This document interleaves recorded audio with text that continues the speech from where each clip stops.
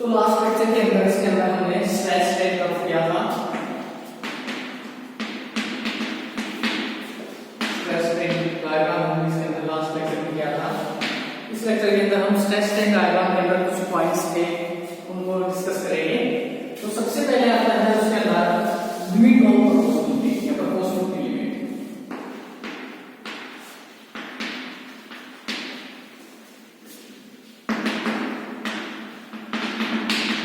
Limit of proportionality.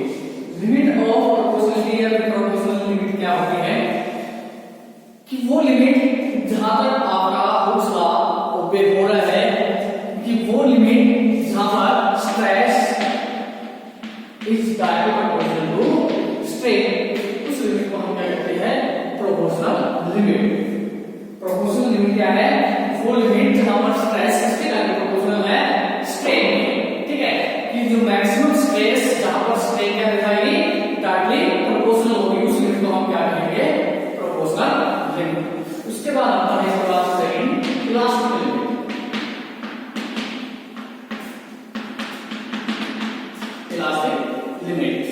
Elastic limit क्या होगी कि वो मैक्सिमम लिमिट जहां तक मटेरियल क्या करे इलास्टिक बिहेवियर को शो करे। इलास्टिक लिमिट क्या होगी? Maximum stress up to which material behave as elastic member. Elastic member मतलब कि इलास्टिक लिमिट तक मटेरियल के अंदर परमानेंट डिफॉर्मेशन नहीं आएगा। इलास्टिक लिमिट तक मटेरियल के अंदर परमानेंट डिफॉर्मेशन नहीं आएगा। बियॉन्ड द इलास्टिक लिमिट जैसे स्ट्रेस इंक्रीज होगी परमानेंट डिफॉर्मेशन आ जाएगा। तो प्रोपोर्शनल लिमिट क्या थी कि वो लिमिट जहां पर स्ट्रेस क्या है proportional to strain. Elastic limit क्या है कि मैक्सिमम स्ट्रेस वो लिमिट जहां पर मटेरियल आपका इलास्टिक बिहेवियर शो करेगा। ठीक है, यानी कि स्ट्रेस उसके अंदर परमानेंट डिफॉर्मेशन नहीं आएगा on the radius of load. ठीक है, उसके बाद नेक्स्ट है यील्ड स्ट्रेंथ।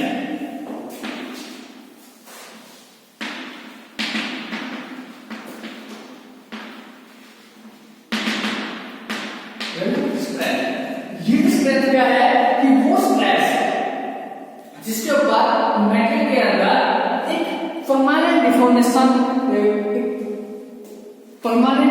जहां पर वो शो करेगा, उस पॉइंट को हम क्या कहेंगे उस स्ट्रेंथ को हम स्ट्रेस को क्या कहेंगे यील्ड स्ट्रेंथ। ठीक है, देखो हमने बात करी प्रोपोर्शनल लिमिट की, हमारा स्ट्रेस क्या है स्ट्रेन टाइप प्रोपोर्शनल है।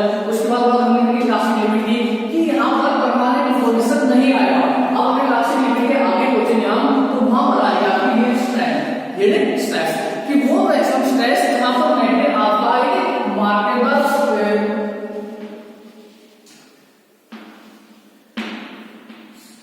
specified limit of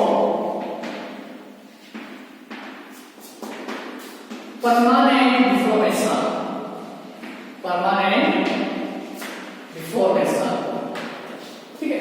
yield strength कि वो स्ट्रेस की वो लिमिट जहां पर मटेरियल का शो करेगा एक लिमिटिंग ऑफ परमानेंट डिफॉर्मेशन, कुछ अमाउंट में उसके अंदर परमानेंट डिफॉर्मेशन बन जाएगा। उस पॉइंट को उस स्ट्रेस को हम क्या कहते हैं यील्ड स्ट्रेस।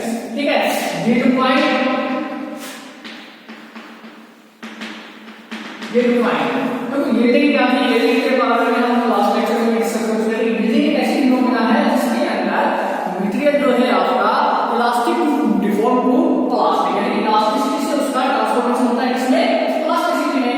तो यील्ड स्ट्रेंथ क्या है कि यील्ड स्ट्रेंथ जहां पर वो स्ट्रेस वो मैक्सिमम लिमिटिंग स्ट्रेस जहां पर मटेरियल के अंदर एक limiting of permanent deformation set हो जाएगा, उस पॉइंट को स्ट्रेंथ को स्ट्रेस को हम क्या कहते हैं yield strength.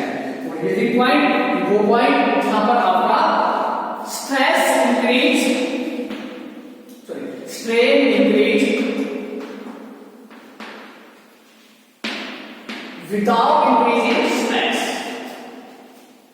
without increasing stress, that is the yield point। क्या कह सकते हो आप जहां पर आपका यील्डिंग स्टार्ट हो रहा है, जहां पर यील्डिंग स्टार्ट हो रही है that is the yield point। इसके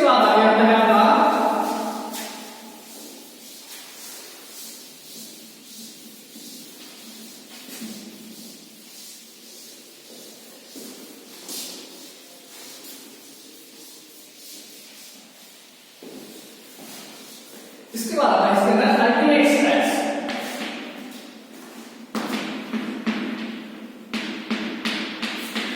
अल्टीमेट स्ट्रेस, अल्टीमेट स्ट्रेस क्या होता है? देखिए आपने स्टार्ट किया कहां से?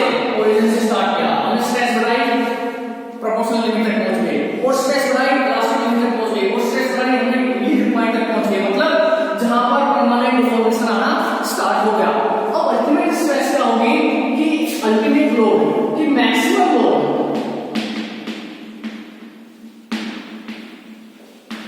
मैक्सिमम लोड की मैक्सिमम लोड आप मेटेरियल के ऊपर इतना मैक्सिमम लोड लगा सकते हो विदाउट आदि फ्रैक्चर।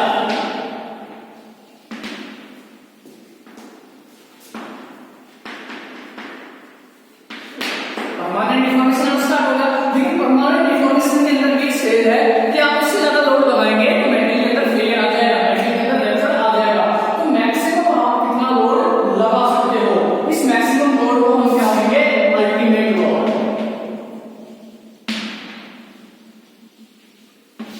अल्टीमेट लोड कि मैक्सिमम लोड जो हम मेटेरियल को सब्जेक्ट कर सकते हैं, मेटेरियल के ऊपर हम अप्लाई कर सकते हैं, क्योंकि उससे ज्यादा लोड उस मेटेरियल के ऊपर क्या देगा? रप्चर देगा, ब्रेकडाउन देगा, फेलियर देगा। तो वो जो मैक्सिमम लोड की लिमिट है, मैक्सिमम लोड की लिमिट है, उस मैक्सिमम लोड को हम क्या कहते हैं? Ultimate load. ठीक है, और ultimate load per unit area, ultimate load per unit area is known as the ultimate stress, maximum stress. ठीक है, ultimate stress, ultimate stress, ultimate stress, maximum stress क्या है कि आप एक मेटेरियल के ऊपर मैक्सिमम कितना लोड सब्जेक्ट कर सकते हैं, एक मेटेरियल के ऊपर आप मैक्सिमम कितना लोड अप्लाई कर सकते हैं विदाउट फ्रैक्चर, बिना रप्चर के। उसके अंदर रप्चर नहीं आना चाहिए, डिफॉर्मेशन तो आ रहा है लेकिन उसके अंदर रप्चर नहीं आना चाहिए, मेटेरियल ब्रेकडाउन नहीं होना चाहिए, उसके अंदर फेलियर नहीं आना चाहिए। तो वो मैक्सिमम लोड की जो लिमिट है उसको हम क्या कहेंगे? Ultimate load. And that point of stress is the ultimate stress. उस पॉइंट पे जो स्ट्रेस होता है उसको हम क्या बोलेंगे? अल्टीमेट स्ट्रेस या फिर अल्टीमेट लोड और यूनिट एरिया, उसको मैक्सिमम स्ट्रेस भी बोल सकते हैं। ठीक है, इसके बाद नेक्स्ट आएगा आपका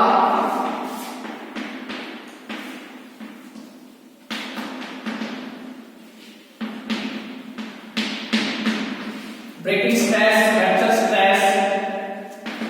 कि आप अगर अल्टीमेट की लिमिट को भी क्रॉस कर गए, मैक्सिमम मेटेरियल कितना लोड दे सकता था, आप उस लिमिट को भी क्रॉस कर गए, उसके बाद उसको लोड अप्लाई हो रहा है, स्ट्रेस लेवल हो रही है उसके अंदर, तो एक स्टेज ऐसे आएगा कि ब्रेकडाउन होगा, उसके अंदर फेलियर आएगा, रप्चर आएगा, तो उस पॉइंट के ऊपर जो स्ट्रेस होगी that point is known as breaking point, and the stress at that point is known as breaking stress या रप्चर स्ट्रेस।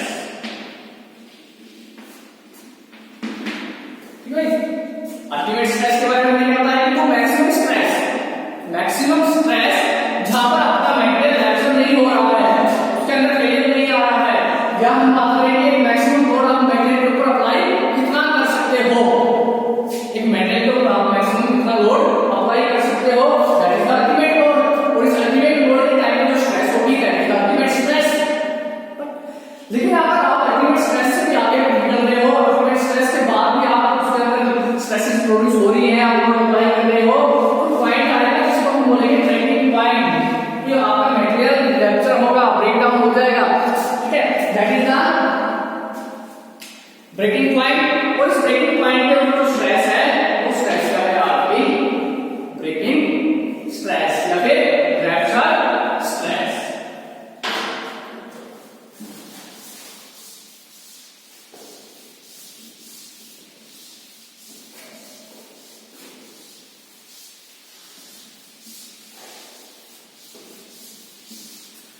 अब इसके बाद इसके अंदर एक इंपॉर्टेंट चीज आती है जिसको बोलते हैं factor of safety, factor of safety.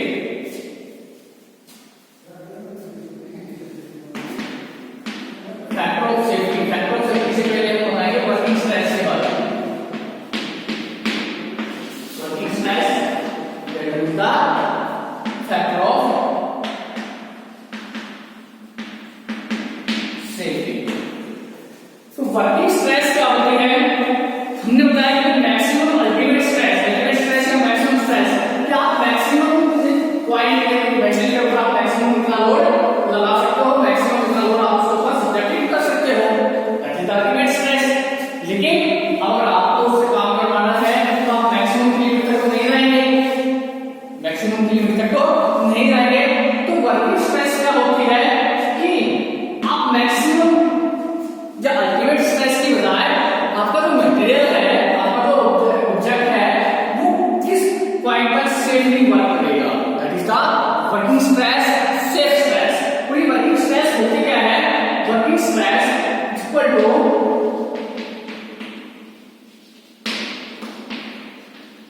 Ultimate stress upon factor of safety. Factor of safety, factor of safety का मतलब क्या है कि आप हमने बताया अल्टीमेट स्ट्रेस क्या होगी? तो मैक्सिमम स्ट्रेस यानी मैक्सिमम आप मटेरियल पर कितना लोड लगा सकते हो। लेकिन अगर हमसे काम लेना है तो मैक्सिमम के लिमिट तक मिल जाएंगे, हम उसको सेफली वर्किंग कंडीशन के अंदर रखेंगे। तो सेफली वर्किंग कंडीशन के अंदर रखने के लिए हम उस अल्टीमेट स्ट्रेस से क्या करेंगे? कम स्ट्रेस तक काम करवाएंगे उसको, जो वो स्ट्रेस बनाता है वो मटेरियल आपका सेफ वर्क कर सकता है, that is the working stress. Working stress and working stress is the ratio of ultimate stress to the factor of safety and the factor of safety is the ratio of factor of safety क्या होगा? Ultimate stress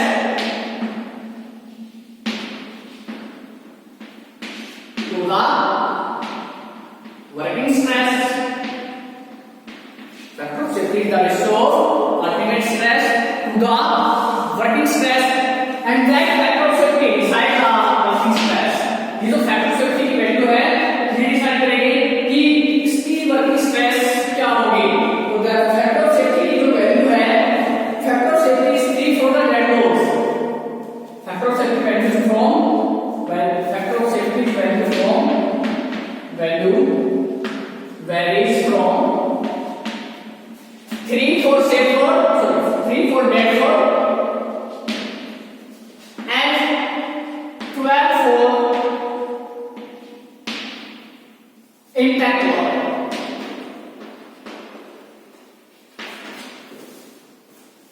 3 for dead load and 12 for intact load. क्या आपको working stress कितनी आ गया? अगर ultimate stress है हमारे पास तो फैक्टर ऑफ सेफ्टी की वैल्यू उससे हम उसको क्या लगाएंगे? Divide, it means that the working stress. तो वर्किंग स्ट्रेस की वैल्यू क्या बताई हमने? 3 for dead load and 12 for soft load, ठीक है? यानी कि 3 to 4, 4 to 5, 4 to 6, 6 to 7 etcetera आज हम के लिए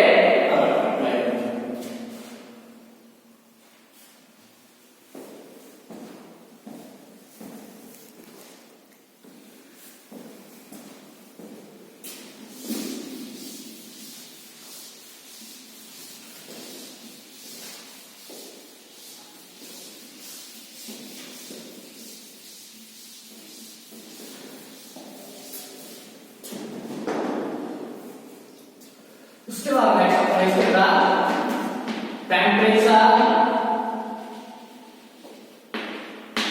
stress and strain. Temperature, stress and strain. Temperature, stress and strain क्या होगी? जो टेम्परेचर इफेक्ट के कारण प्रोड्यूस होगी उस स्ट्रेस और स्ट्रेन को क्या कहेंगे? टेम्परेचर, स्ट्रेस और स्ट्रेन। ताकि जब भी बॉडी का टेम्परेचर रेज किया जाएगा,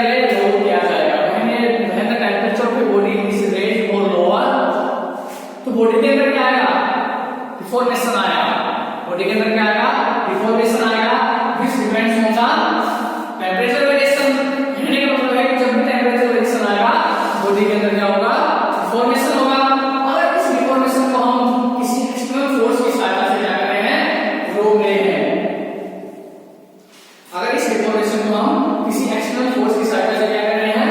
रोक रहे हैं, तो बॉडी के अंदर क्या होगा? स्ट्रेस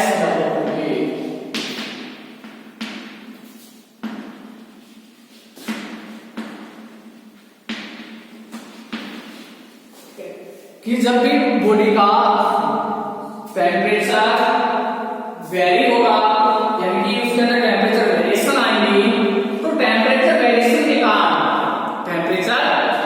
कारण उसके अंदर क्या आएगा, डिफॉर्मेशन आएगा, उसके अंदर डिफॉर्मेशन आएगा, और उस डिफॉर्मेशन को हम किसी एक्सटर्नल फोर्स की सहायता से रोकने की कोशिश कर रहे हैं, तो बॉडी के अंदर स्ट्रेस डेवलप होंगी, स्ट्रेन डेवलप होगी, ठीक है। वो स्ट्रेस और स्ट्रेन क्या कहलाती है, टेम्परेचर स्ट्रेस और स्ट्रेन। क्या होता है कि when the temperature of the body is raised or low, जब टेम्परेचर बॉडी का टेम्परेचर रेज किया जाता है, बढ़ाया जाता है, then the dimension of body, उस दौरान जो बॉडी का डायमेंशन है मे बी इंक्रीज और डिक्रीज, इंक्रीज होंगे डिक्रीज करेंगे, depend on the variation of temperature, इस पर डिपेंड करेगा वेरिएशन ऑफ टेम्परेचर, ठीक है। And this expansion compression is and this elongation is, this deformation is prevented by an external force। अगर उस वेरिएशन को, उस डायमेंशन वेरिएशन को हम किसी एक्सटर्नल फोर्स, एक्सटर्नल लोड से रोकने की कोशिश कर रहे हैं, तो बॉडी के अंदर एक स्ट्रेस स्ट्रेन डेवलप होगी। That stress and strain is known as temperature stress and temperature strain. Temperature stress and temperature strain. Let us consider body का बड़ी बार है हमारे पास, उसको section area is A and length is L। Consider a bar, body of area, section area A and length is L, ठीक है। इस body को हम एक टेम्परेचर पे हीट करते हैं, heating through a temperature T। It is heated through a temperature T। इसको हम टेम्परेचर T तक हीट करेंगे। Let alpha is the coefficient of expansion. Alpha क्या है, कोएफिशिएंट ऑफ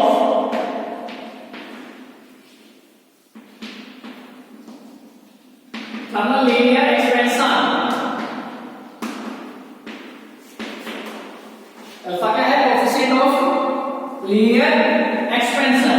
देन बॉडी की लेंथ क्या है, L है, A क्या है, एरिया क्रॉस सेक्शन, B क्या है, टेम्परेचर, जहां तक हमने बॉडी को क्या किया है, हीट किया है। ओरिजिनल टेम्परेचर से आगे हमने बॉडी को टेम्परेचर पे क्या कर दिया, हीट कर दिया। अल्फा क्या है आपका, कोएफिशिएंट ऑफ लीनियर एक्सपेंशन। तो बॉडी के अंदर जो वेरिएशन आया, बॉडी के अंदर जो वेरिएशन आया, अब ये बॉडी फ्री टू एक्सपेंड है, हमने इसको अगर रोक दिया एक्सपेंड करने से, एक्सटर्नल फोर्स की सहायता से, तो इसके अंदर क्या होगी, स्ट्रेस स्ट्रेन डेवलप होगी। But the body is free to expand, if the body is free to expand, तो इसके अंदर जो एक्सपेंशन है वो क्या आएगा, इसके अंदर एक्सपेंशन क्या आएगा भाई, कोएफिशिएंट ऑफ एक्सपेंशन इनटू इसकी लेंथ और इस टेम्परेचर तक हमने इसको हिट किया है, that is the expansion. When free to expand, ये फ्री टू एक्सपेंड है, तो इसके अंदर जो एक्सपेंशन है वो क्या आएगा, alpha into L into T, where alpha is the coefficient of linear expansion, that is the length of bar and T is the temperature from which we heated the bar, ठीक है। तो ये क्या होगा, इसके अंदर एक्सपेंशन, ये क्या है बॉडी के अंदर एक्सपेंशन। अब इसको, इस एक्सपेंशन को हम क्या कर रहे हैं, किसी एक्सटर्नल फोर्स की सहायता से रोकने की कोशिश कर रहे हैं। इस एक्सपेंशन को हम किसी एक्सटर्नल फोर्स की सहायता से क्या कर रहे हैं, रोकने की कोशिश कर रहे हैं। तो उस दौरान इसके अंदर स्ट्रेस स्ट्रेन डेवलप होगी। तो ये क्या आ गया, इसके अंदर एक्सपेंशन आ गया, तो स्ट्रेन क्या होती है, strain change in dimension of original dimension upon original, change in dimension upon original. Change in कितना है, यानी एक्सटेंशन कितनी है, अल्फा है, ओरिजिनल क्या है L, क्या बना, स्ट्रेन क्या है आपकी अल्फा T, स्ट्रेन क्या है alpha into T, alpha into T। तो स्ट्रेस क्या आएगी, स्ट्रेस क्या आएगी, इस अल्फा T को हम